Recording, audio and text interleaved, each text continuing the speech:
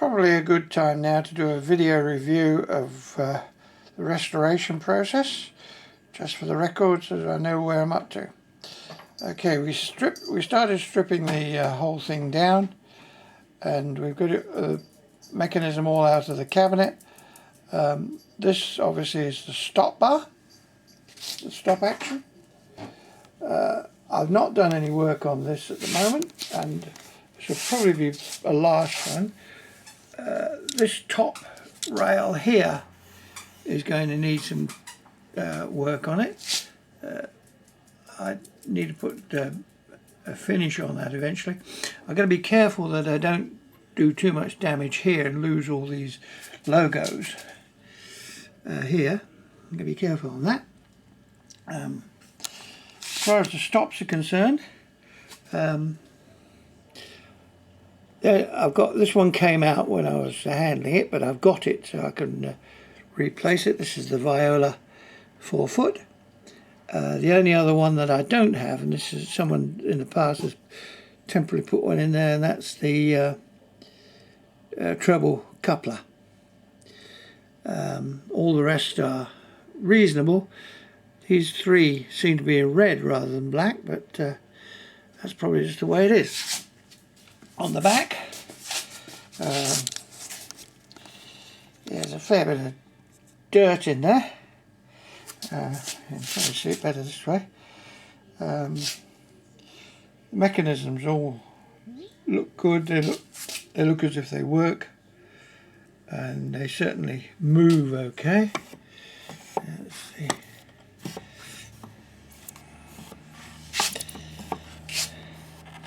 That one's the Vox-Humana, which obviously goes out here onto the Vox-Humana mechanism. These all work. This one's a little sticky, so I'll have to do some work on that one.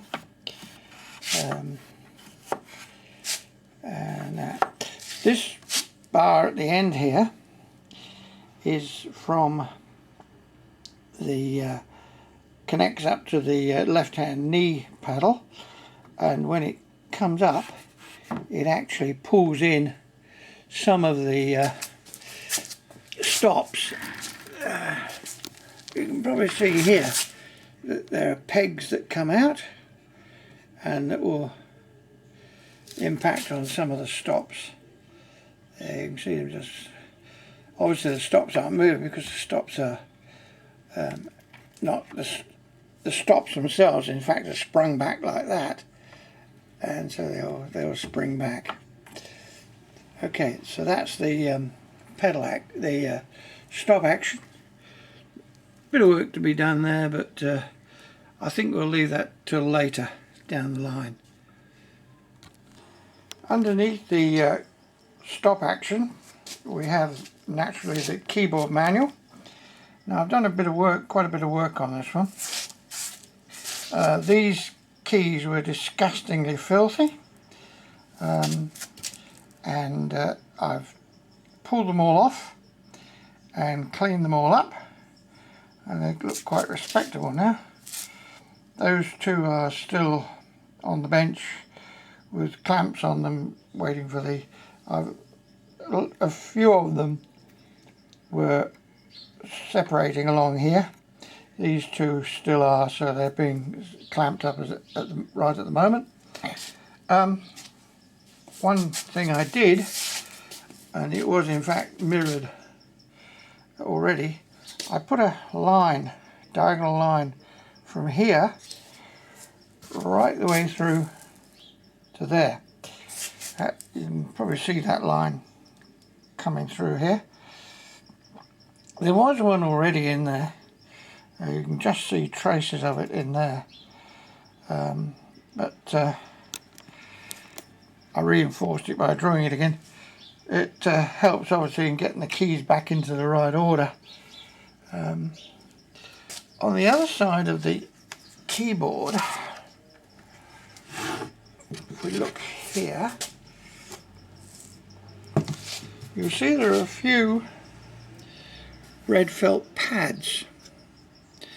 Now at some stage they all had pads. So at some stage someone has added red felt pads to the existing pad that was on there, but as you can see they don't glue very well. So I've removed all of them, and we'll remove all of them. I think what they did that for was to get more movement on the pitman rods, more downward movement on the pitman rods, and to probably raise the keys a little bit more at the leading edge. The downside of that, well, they might have increased the movement of the pitman and therefore pushed the pallet down a bit further. The downside was, of course, it raised the keys slightly. So these pads here, which actually are the coupler pads, in other words, that pushes down on the coupler rod, which would operate that key, 12 keys apart. That actually means that pad is actually further away from the coupler than it would have been. So the amount of movement when you push down on that key there would have been reduced, would not have had as much effect on that key up there. And I did notice this before I started stripping this down, that in fact these coupled keys, their responding key wasn't moving as much as it really ought to. So I'm going to take all those red pads off and then see how it goes when I put it back together. These, incidentally, these knobs which go on, which are the driver knobs onto the coupler rods, they are in fact on small screw threads, so you can in fact adjust them. If your coupler arms aren't quite right, you can actually screw these in there to get more or less contact on the driver side of the coupler rods.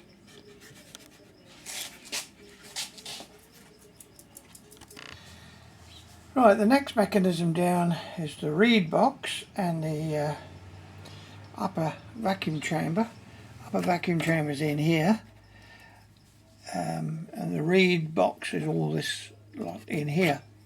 I've managed to separate this vacuum chamber from the baseboard, which is this here, which is the base, the top of the receiver. So what do we've got? Let's pull in. So look, this one is this is the front, by the way, and the back is over there.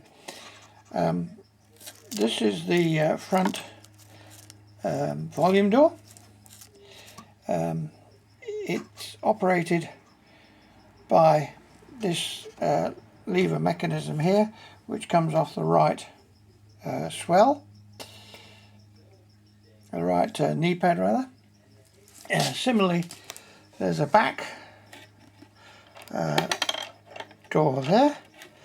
This operates again off this lever mechanism here, which is the knee paddle, but also by this strap from the Forte stop. Inside here, which you can't see at the moment obviously, are the mute doors, and this here is the top of the reed box itself. This tape I've got on here is actually just to hold the pitmans. You can see where the start of the pitman rods are, and they operate down through. Oops, it's got caught. Okay, that's it there. They operate, as you can see there. These here are the coupler rods.